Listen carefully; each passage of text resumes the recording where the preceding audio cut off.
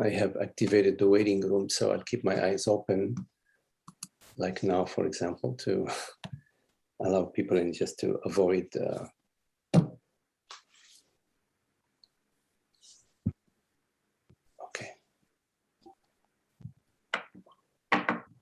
Okay, so if we could mute ourselves just for the first part of this meeting. And you're welcome to unmute yourself further down to pose questions and share whatever you would like to share. So if we could just welcome our experience just as it is,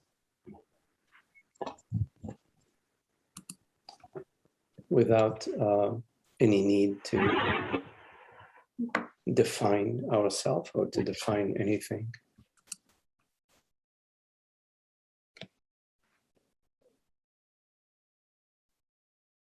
In other words, to just be the effortless presence that is.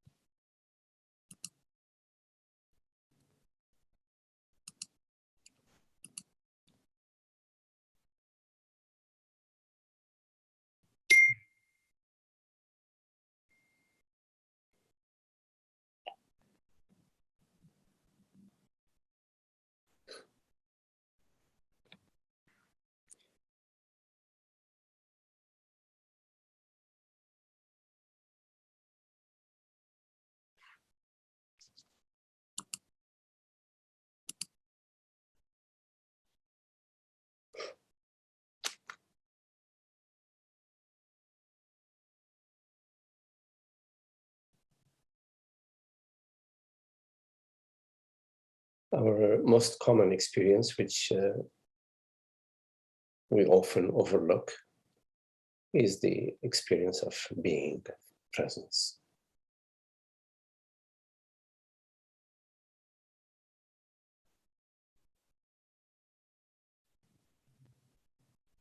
Before we are somebody, before images and memory and narratives arise, is the I am, the beingness presence. So if we can notice this presence, which is the presence itself, noticing itself, the aware presence.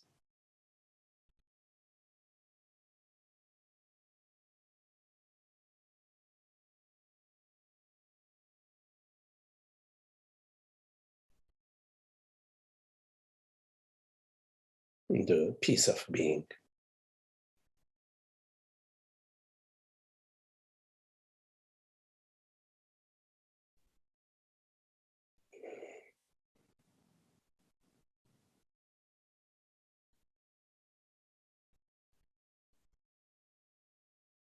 We try to find the peace in the world. Try to find a peace in relationship with various situations.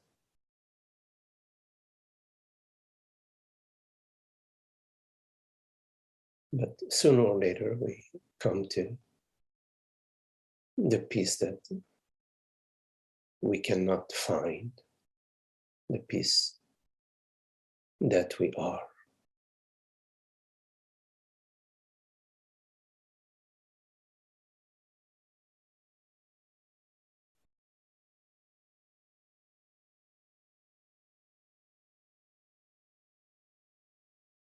Because whatever appears to your images on the screen, whatever experience you find, in time it dissolves.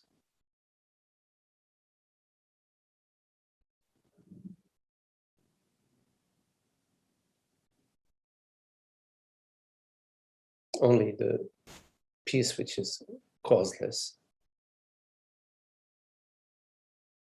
which is not the result of any situation or any experience.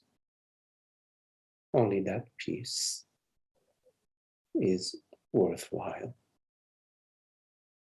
Only that peace is real. There's no situation, no condition, no thought,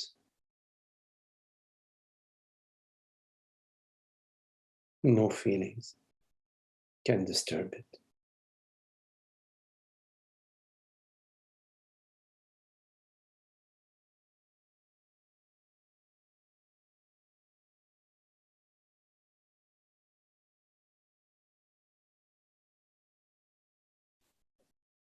We all come to this transparent presence, a causeless piece of being via various paths.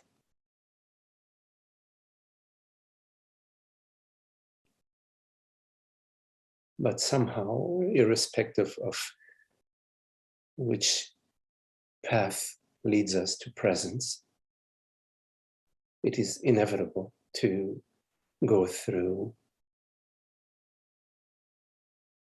angst, anguish,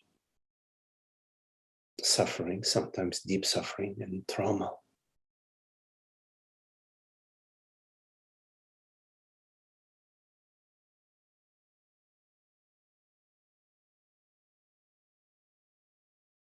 It is inevitable that our journey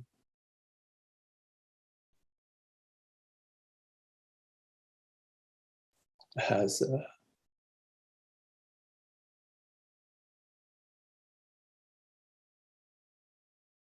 aspects of darkness,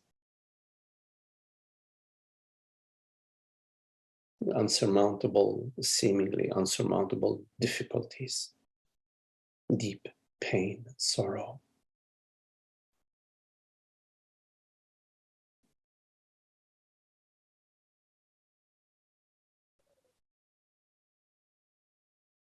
In a way, it's inevitable. Even the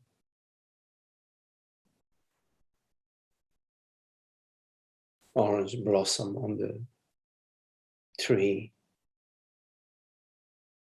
is exposed to the weather, to the rain, to the sun, the hot sun. Somehow it is part of the ripening of the fruit.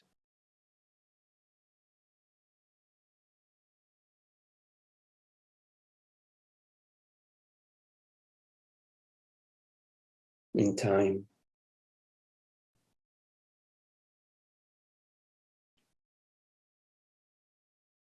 the perfume of the orange orchard fills the air.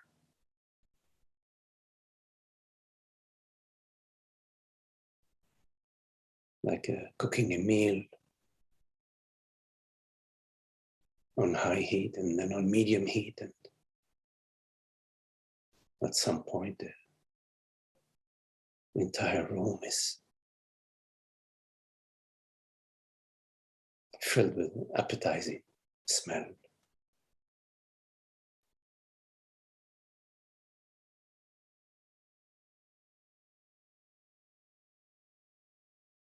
Similarly, in our journey, each of us in our particular way,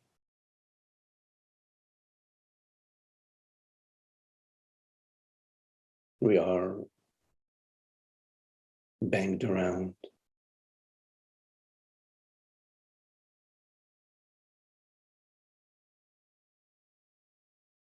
ridiculed,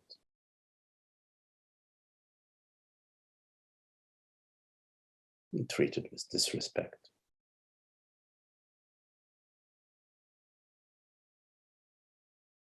Mocked, ignored.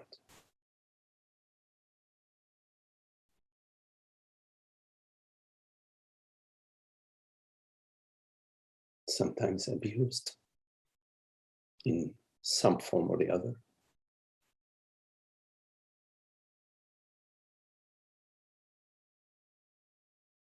Do we need to hold on to that?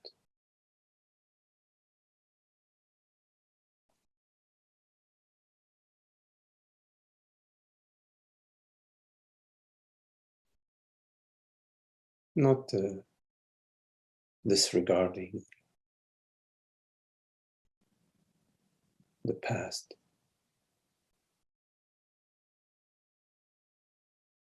not bypassing your experience,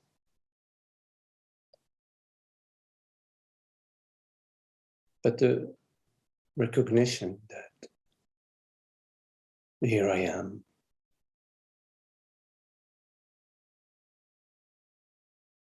this fresh moment of presence, which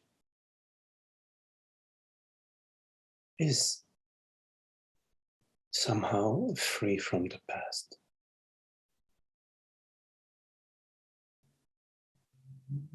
Which is new, born moment by moment.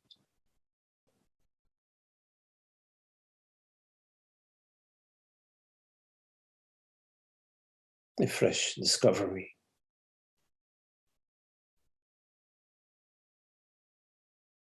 Brand new expression.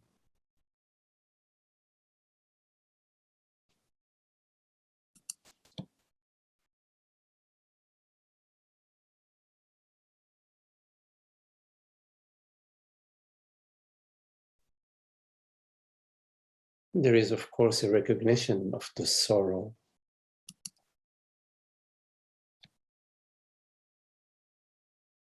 And there's a loving compassion towards the sorrow. Not just our personal sorrow, but the sorrow of the humanity and the sorrow of beyond the human sorrow.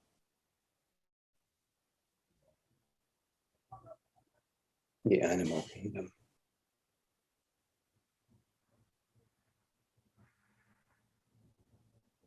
And beyond that.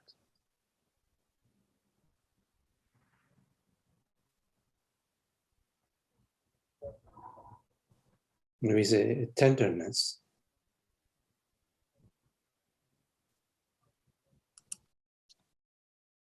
a compassionate tenderness.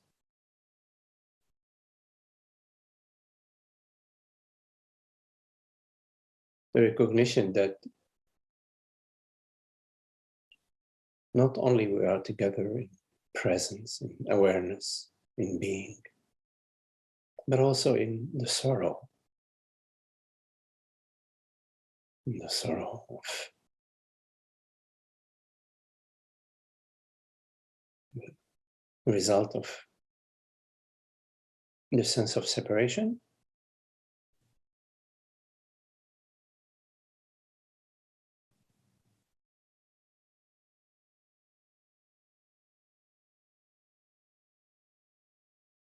There is a seeming innocence. As children, we mock of each other.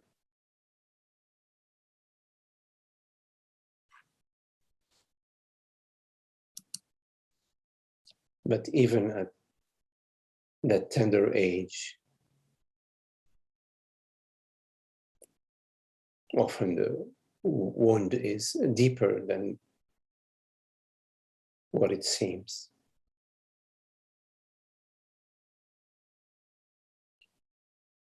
We may brush it aside, but deep down we feel the absence of love.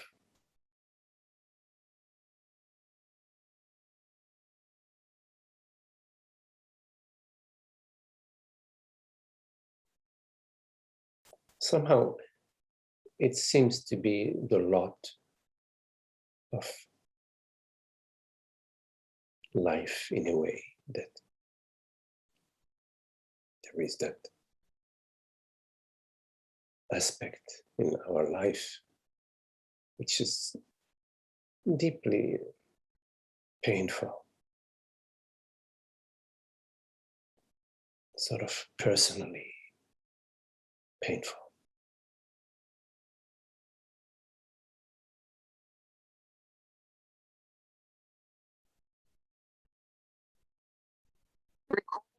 It may seem unacceptable and impossible to live with such a pain.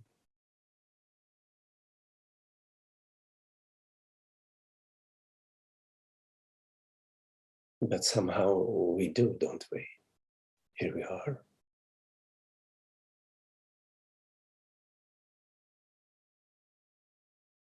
Survivals of trauma. Here we are. Here we are as what? Are we sculptures that have been sculpted by life? Some sculptures more finished than others, smoother than others. Is this what this here we are means? What is it to be here we are, here I am?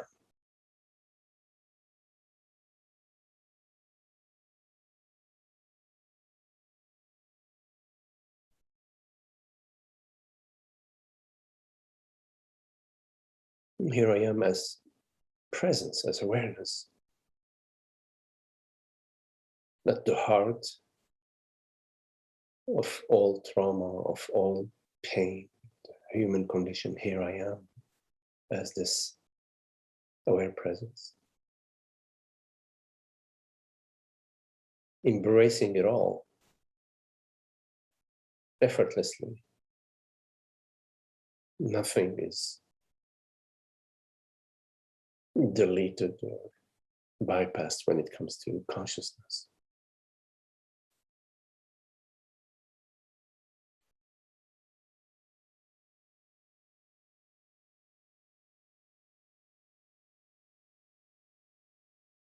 The closer we get to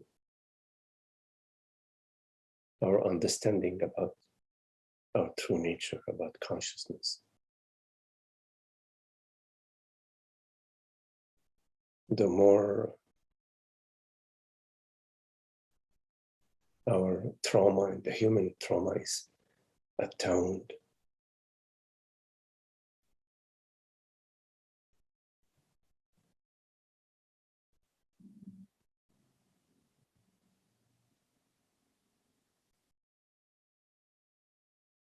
Because we're stepping in the direction of universal love.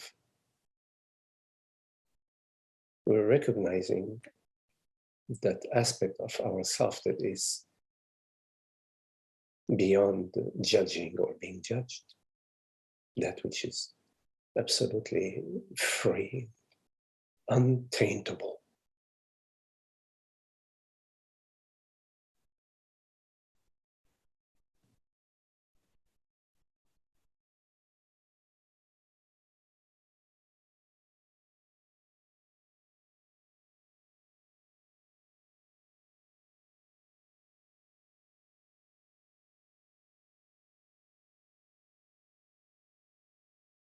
Do I continue to define myself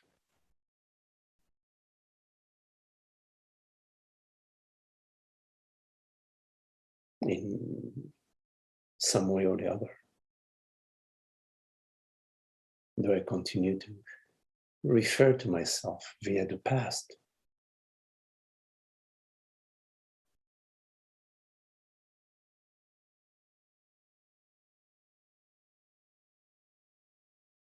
Is it possible to have a a certain recognition and even a gratitude for whatever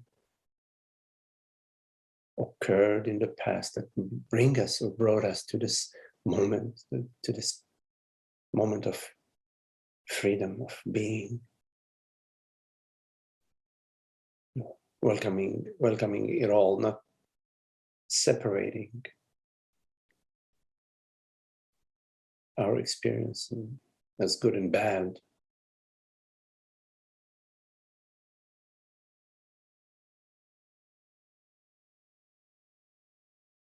So I can meet myself freshly and meet you freshly, not via any image, not via any story.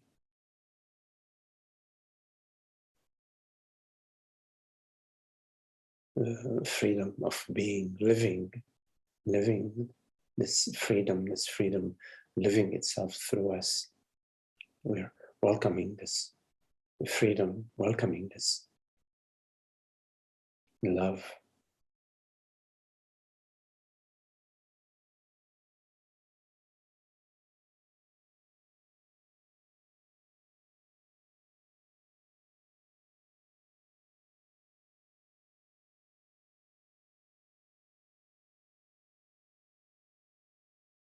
Sometimes certain events from the past arise, something triggers them to arise again. Feelings, memories, emotions. To be fully present to whatever appears. Not resisting nor being a target. Neither.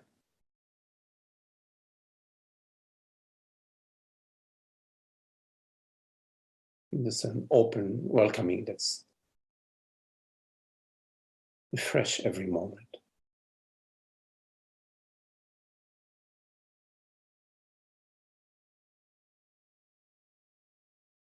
Welcoming the feeling. Not trying to rationalize your way around it, but welcoming without necessarily defining it, but whichever way it appears. Sort of a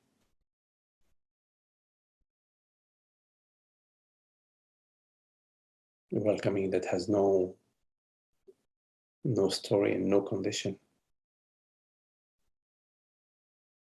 And if a story arises, can we see it? Can we see the old narrative arising again? But me, my life, my parents, my this, my that. Just to see the narrative as for what it is. And in this seeing, there is a freedom.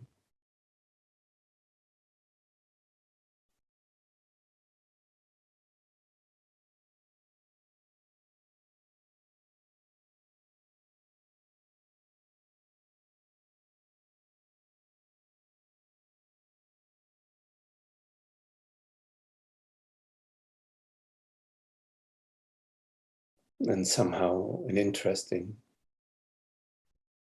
not repeating the same pattern, whatever that pattern is.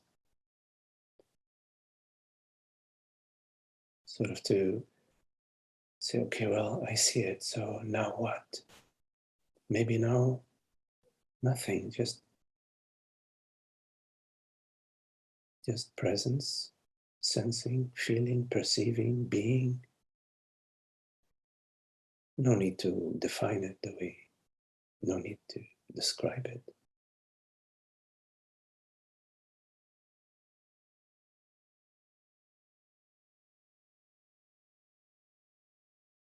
Sooner or later, clarity starts to appear to us that we're not a separate self, an entity. We're not an object in time and space. That we are this aware presence. And that this aware presence is impersonal.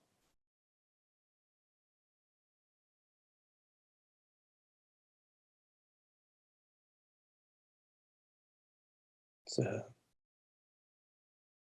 sweet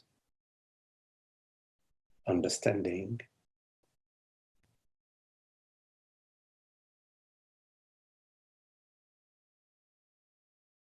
that somehow relaxes this sense of that there is something at stake.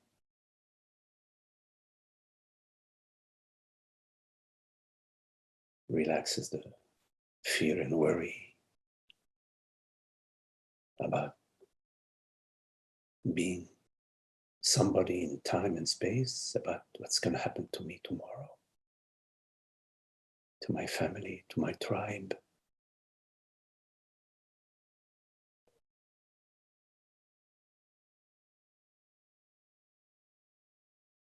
So then the light of wisdom, God's wisdom, shines through us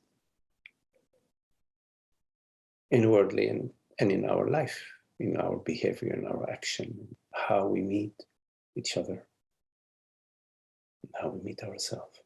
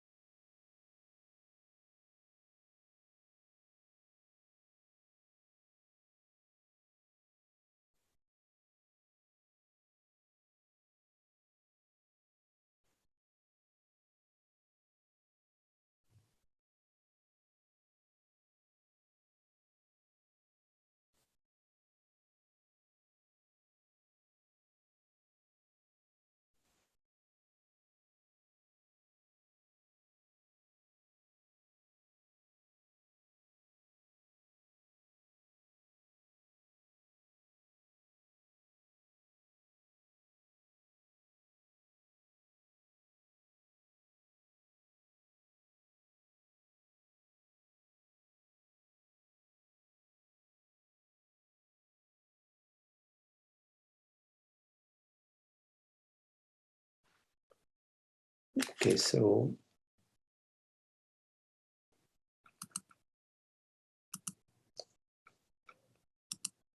if you have any questions, anything that you would like to explore, please make sure to unmute yourself.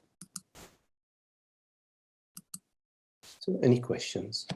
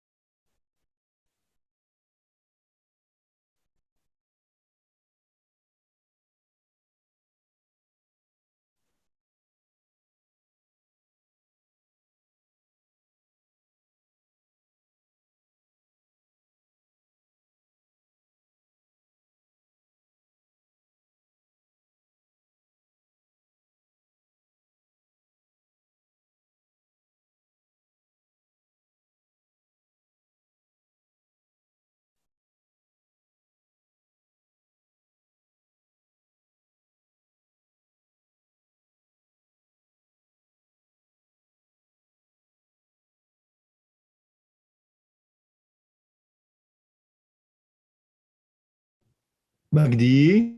Shiva. Salut Shiva. Ah, salut toi. Écoute, I will leave the video off because I'm in this kind of sort of strange space with very little internet, so I don't want to jinx it. But I would love you to talk a little bit more about this whole pain scenario, which you started. I didn't hear the very beginning, unfortunately. I came in a little late, but I heard the end of the meditation. And so this whole definition through pain seems to be one of the core mechanisms how conditioning becomes installed in a human being. It feels that pain experience, abuse experience, violence experience, etc., over generations and then individually for all of us is what really writes home the separatist paradigm the most. Like, I got to defend myself, I got to, whatever, I'm this and that in relationship to what my father did or whatever. And so, and I mean, I know that you know that I've been dealing with this all my life. I mean, in this sort of 3D version of my life. And where I am right now, it's an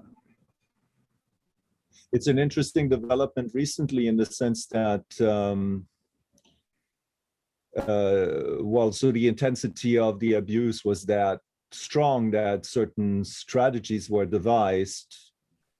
I mean, they just devised themselves so that the kid could survive instead of, like, ending in a mental hospital or being just purely physically dead. And those mechanisms have fallen away. Those old strategies of survival have fallen away, and there's the discovery of very deep layers of physical pain, which now free to find going a long way to just see what can. This internet connection is unstable. Did you hear me what I was saying? Oh, yes, perfect. I heard you. The last few words were a little bit choppy. But okay, so the interesting thing is that it seems that, and I guess that's what I would like you to, that's what I'm saying, to direct a little bit the commentary you can find within yourself is there seems to be no causality, in the sense that, well, obviously we, at least on this 3D plane, didn't choose our fathers or our, various forms of pain or violence that have been inflicted upon us.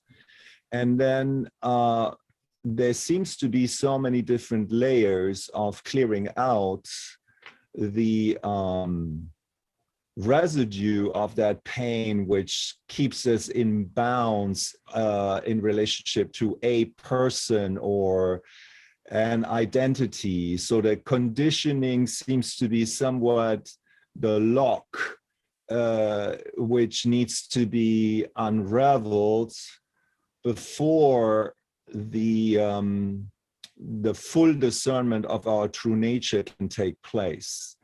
And it feels, having been in the physical body department for so long, that the physical body is a very important storage unit for that pain, whether or not it's conscious or unconscious, and needs to be cleared out also to some degree in order to find not only obviously an understanding of the truth, but also a living experience of the truth. And if you could maybe talk about that a little bit, that would be much appreciated. Well, you are saying it so well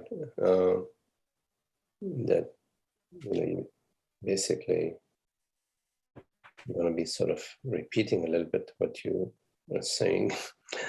That yes, to a certain extent, I mean, it's such a a dynamic topic, the topic of trauma and psychological pain and physical pain and the entire pain body and pain psyche. It takes on, it's so, it's not like black and white, and it has so many shapes and forms and aspects to it. But yes, I think that overall, there has to be a certain degree of reconciliation, or not sure so much about clearing, but a certain degree of yeah, even clearing, meaning freedom from the pain, the psychological pain, to a certain extent. It can be quite a deterrent in our ability to live with a certain degree of peace and freedom. It depends on the extent of the impact of the trauma and the sensitivity of the body mind. That in many cases there may be a need to somehow find a way to live and function relatively harmoniously in spite of the pain and the sorrow.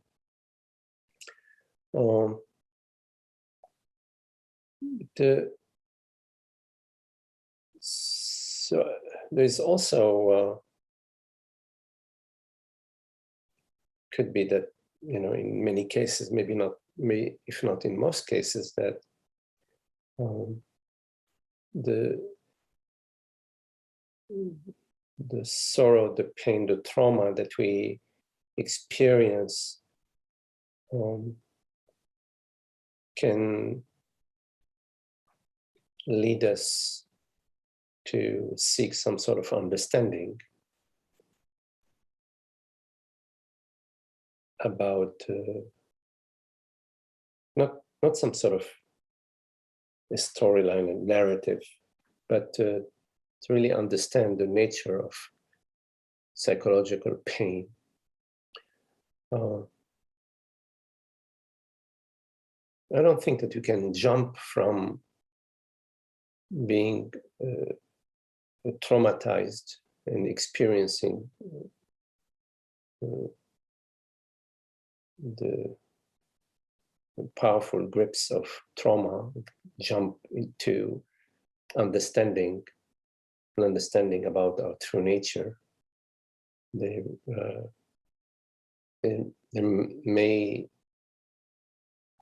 may need to a certain degree, erode some of the impact of the trauma out of our system, so that we can explore the deeper understandings about trauma.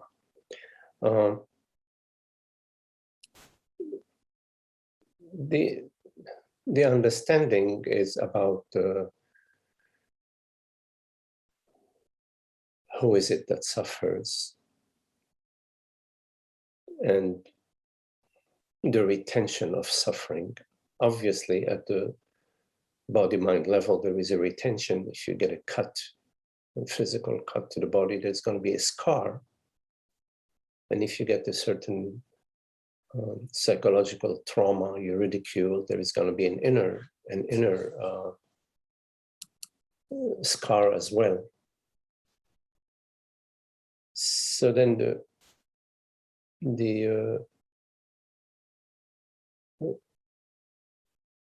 to a certain extent that the scar has to be something else than a hemorrhage. It has to a certain degree, the bleeding has to be minimal. Otherwise, we have no choice but to tend to the bleeding. The main understanding about trauma and the psychological pain is about the self. That, via, as you said, Shiva, via a life of pain, or especially at a young age, we develop the protective mechanisms, denial, attack, and the mechanisms that compose the me. We develop negative images about ourselves and about others. And these images, somehow, of course, they're just images, but they're also layers of feeling. So they go hand in hand. We live those images and feelings while all along our true nature, which is colorless and formless, it is sort of layered, veiled by the past, by those feelings and those images and those sensations. What I have discovered is that it's possible to, at some point, to live in spite of the trauma. Of course, we cannot go back in time and erase our relationship with our friends, with our parents, with our father, with our neighbors, but we cannot go back in time and erase. So it's there. There are scars in the body, and there are psychological scars, in being. So, but it's possible, and that's been sort of, my understanding and my experience, to, irrespective of the impacts of the trauma, it is possible to awaken to your true nature, because there are two different arenas. The trauma arena refers to the psychology, to the mind, to the body mind. That's what makes the complexity of the personal self. While awakening applies to our true nature. So in a way, trauma as a metaphor would be like very vivid images on the screen, and consciousness, or the awakened self, refers to the screen. Of course, I'm talking in a way like it may seem conceptual, but it's my experience that it's more than conceptual, that it's possible for the screen to know itself, irrespective of the colors on the screen, irrespective of the trauma. Of course, what happens, like there is some sort of a shift of focus, while for a good part of our life we're sort of focused upon the trauma and understanding the trauma and getting to a certain freedom from the trauma, which is, of course, has its place. At some point there is it starts a sort of shift in that, the trauma and the psychology and the feelings and the emotions become less and less important in that they may arise, but we don't need to have that level completely subtle, that there can be a certain emotivity, and at the same time, the contemplation of your true nature. Because to a certain extent, negative emotions, or even a sense of deep hurt, of being deeply damaged and deeply impacted, that experience is a body-mind experience. In other words, it arises as vivid feelings, meaning sensations and thoughts and images, maybe negative images or whatever, images about ourselves, about our parents, whatever. And but it's possible to come to a place where you can perceive these images from a place that is not disturbed. I think that's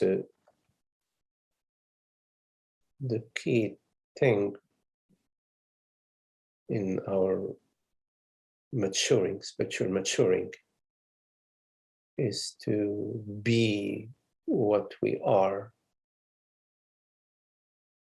both in the world, in the body, and in the self. In other words, that the awakened mind, let's put it this way, is the same awakened mind in the presence or in the absence of thoughts, perceptions, and sensations.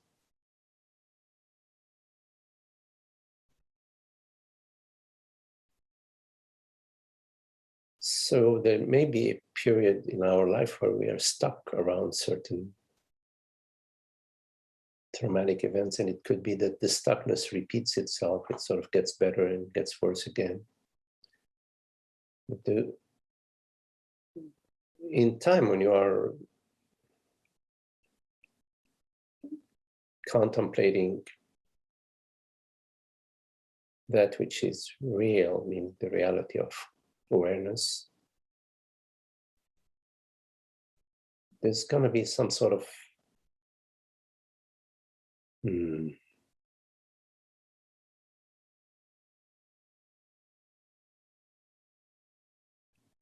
freedom.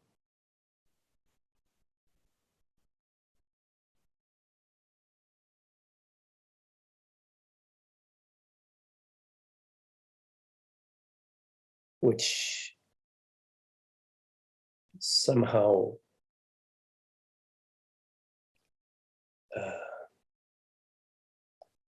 affects the vivid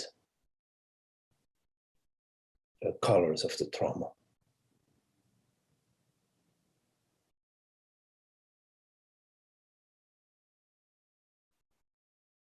And it's a beautiful place to come to, the place of inner freedom. Of course, the body-mind is not completely free. It's limited.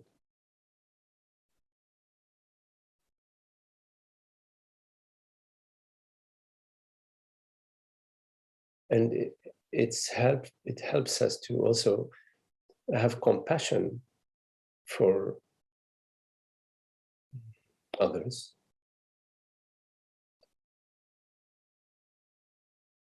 although in the deepest sense there are no others, but still, until there are no others, there are others. And even when there are no others, there's still compassion and love.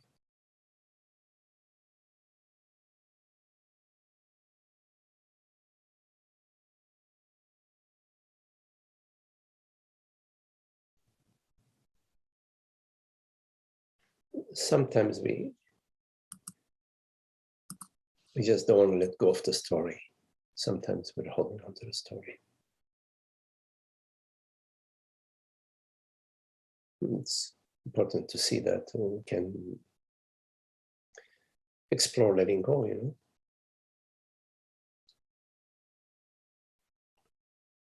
Letting go of the story. I'm not talking about going back in the past and erasing the past, or I'm not talking about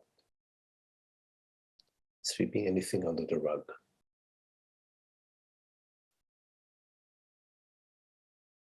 Anyways, Shiva had a bad connection, so I think he will send him the video, the recording. Any questions?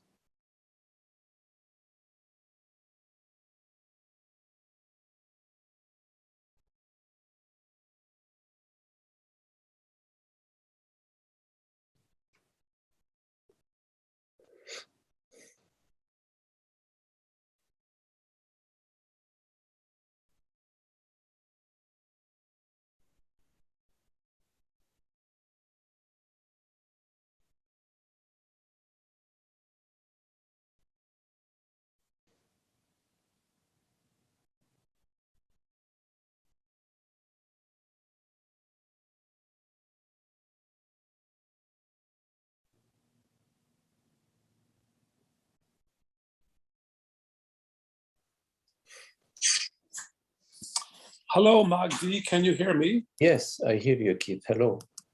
How are you? Good, good. Thank you. Good to see you. Thank you. Thank you. So, about 3 or 4 weeks ago, I had a new grandson born, and he's very beautiful. He's 3 or 4 weeks old. Oh, And congratulations. thank you. Thank you. He's the 5th grandchild. And, Wonderful. Okay. and so I'm sure you know he's beautiful, he's innocent, he's pure, he's perfect. And when I look at him, I love him so much, you know.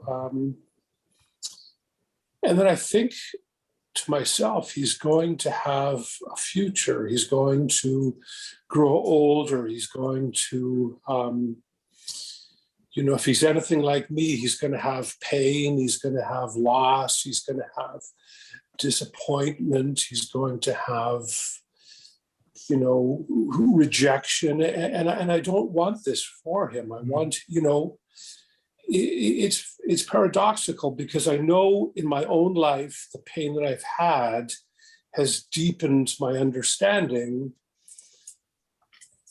but I also don't want him to have this. And when I look at the world and, you know, it's climate change and COVID and, you know, it's a crazy world he's coming into. And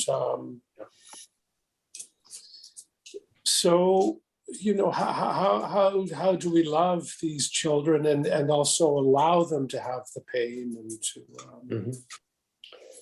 Well, yeah, we love them just by loving them. We just love them. Now, of course, there may be situations where you may perceive something that you can do, a situation in which your grandson could use, you know, some advice, could use a shoulder to lean on, could use a hand. Then when you perceive that, here you are, you know, as much as possible, here you are,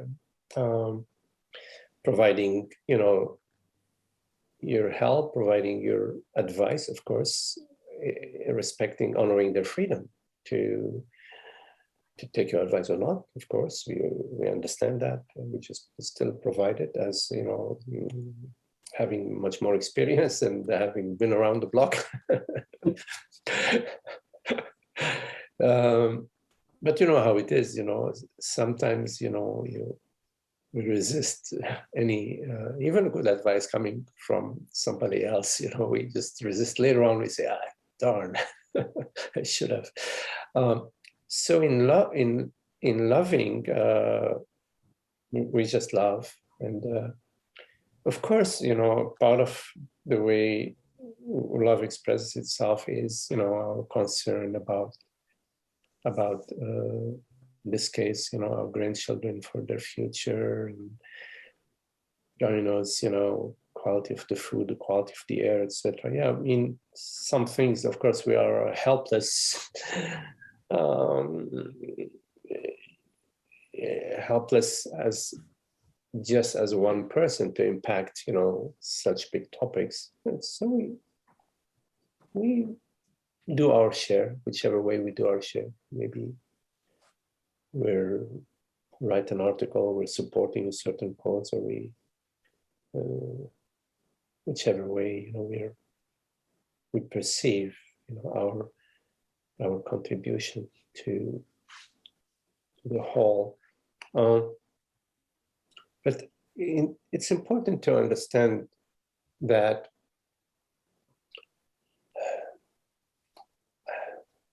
our thoughts and as a subsequence, our behavior, which is guided by our thoughts, more or less, which choices we make.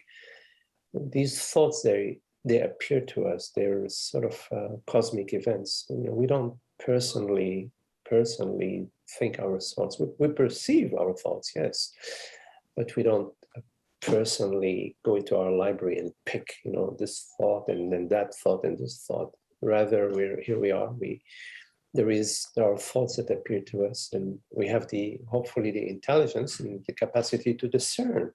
Well, wait a minute. No, that thought says, drink the whole bottle. This other thought says, well, maybe not. So hopefully we have the intelligence to choose.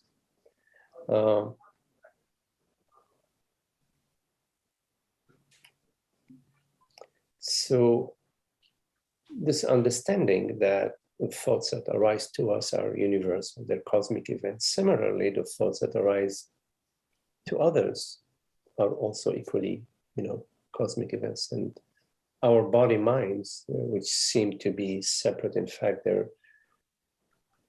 we're interrelated.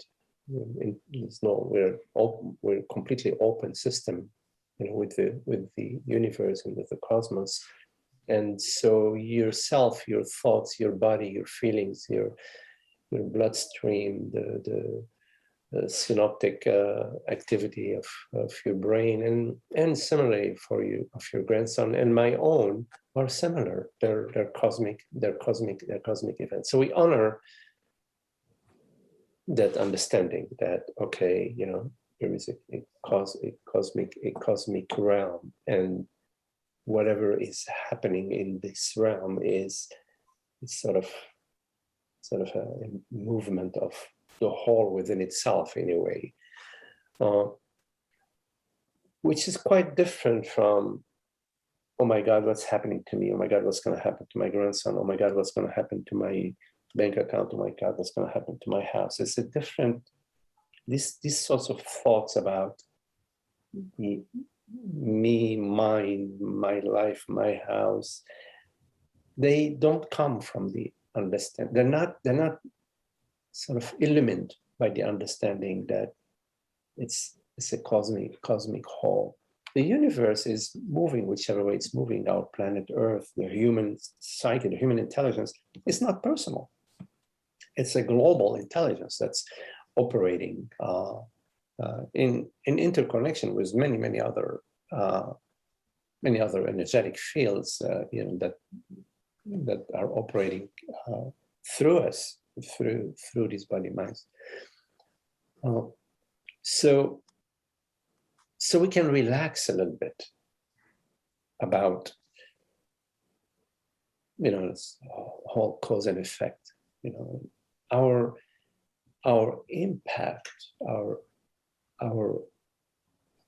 the impact of our activity, of our decision, is minimal, but the impact of the love and of the caring, and it's not just a personal love towards your grandson, of course, that's there 100%, not to be denied, absolutely, but it goes beyond that. It's the love that you express and you feel for your grandson comes from the source, from the flow, the stream, the source of love, which is within you, and which is within all of us. It's really beautiful. Like that you feel the love of your grandson towards you. It's because it's the same flow. It's like it's not coming from point A to point B. It's everywhere.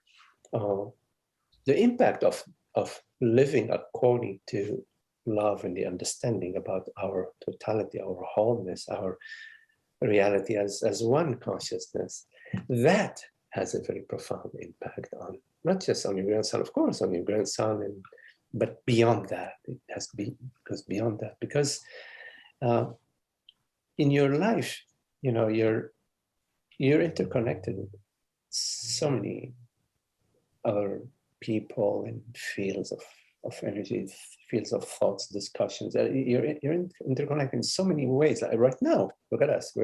There's this interconnection. And so when you perceive your grandson as, you know, out of love, and you perceive your grandson as being sort of representatives of all human beings. You know, it's in a way, in some abstract way, all children are your grandson. All of humanity is your grandson. And in a way, like if you look at like the human race, I mean, if you look at the human race, we're all children and parents of each other. I mean, because of how the human race, you know, propagates. And so it's a race that understanding within you that is very, has a deep effect. And in terms of your life, it is limited. You know, as body mind, you're limited. So, of course, I share the love with my children, my granddaughter, because that's somehow how the design, how it's been designed. But in my heart, the love is not limited to my granddaughter or my children. No, my love is for everybody.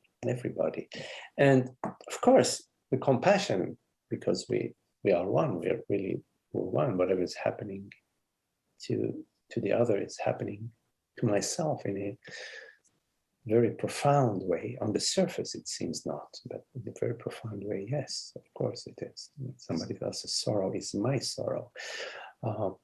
And just any little thought that you can have about somebody else's sorrow, if you think about some people in some country that are hungry, it touches your heart. I mean, okay, of course, there's very little we can do. We go back to our life, but your heart at that moment is touched. And it's like, I wish I could do something about that. You know, I wish this wasn't the case. I wish everybody was happy and healthy and yeah.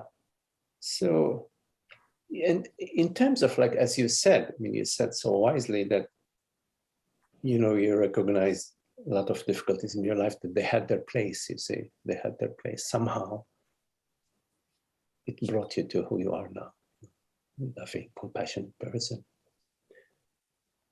And I'm sure there were, I mean, I don't know the details, but there were times in your life where, you know, there was dark times, you know, because I suspect that for all human beings, you know, because I know it within myself. Somehow it had its place, it had its function, you know. And, you know, with my children, you know, sincerely, I'm completely open to whatever experiences they have, even very, very hard, difficult ones. I don't, because I know that it's part of the path, because we're all on the same path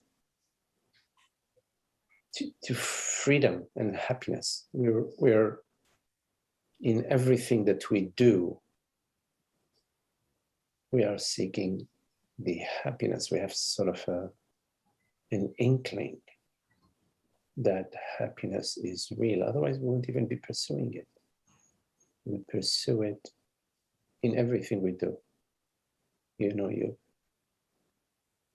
you want the best for your grandchildren because it makes you happy. It will make you happy if they're the best.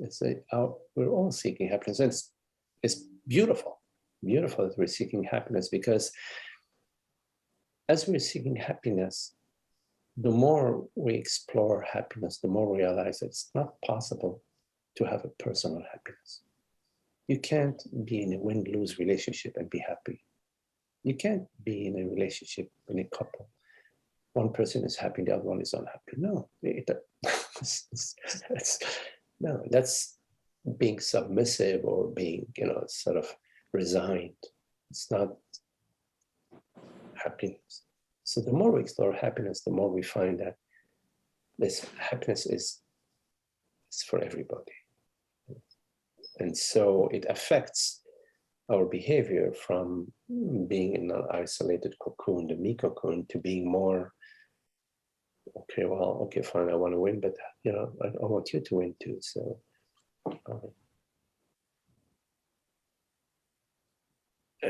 it would be great if from the opening gate we've got the clarity about our true nature, but somehow it's a different design. We come onto the clarity. We don't start with it, we come onto it. And difficult situations in our life are part of the mix. So we are available to our children and grandchildren, but we're not arrogant.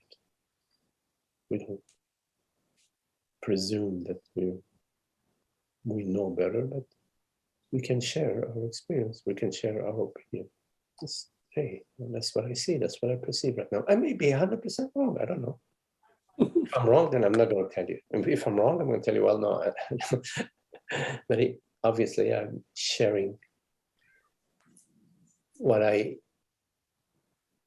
perceive at this moment to be, my understanding. Thank you, Magdi. I hope my grandchild meets somebody like you in the future. Well, he's got you, which I'm very happy about.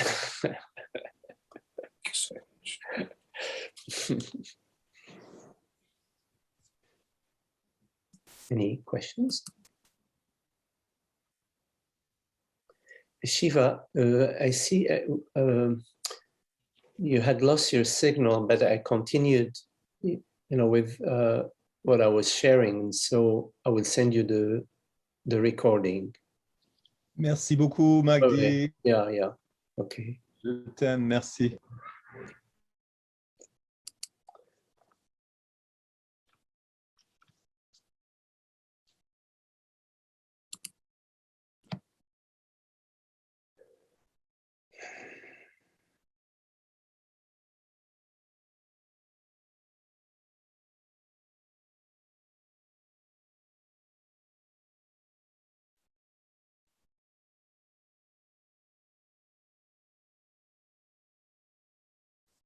Yeah, sometimes it's good to make some time just to just be and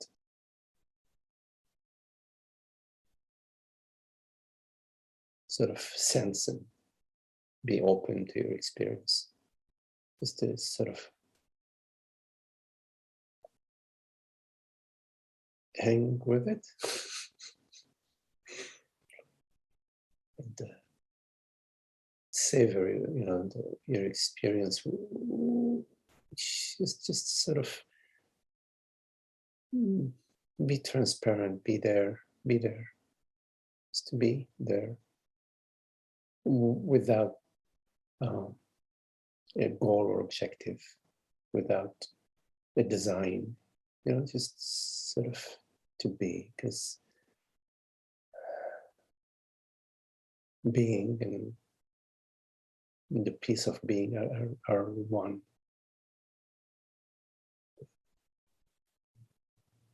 It heals the mind in a way. It sort of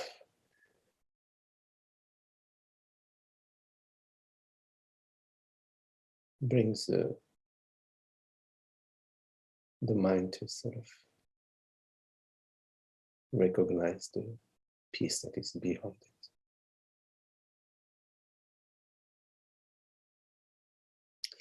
Well, thank you all. Very lovely to be with you, Holger, Lisa, Renee, and Keith. Thank you, Grace. Hello, Grace. Lauren. Hi, Lauren. Lovely to see you. And Frank. Rahul. Hello, Rahul. And Charlie. Hello, Charlie. Esther. And Marga. And Shiva. Thank you all. Thank you.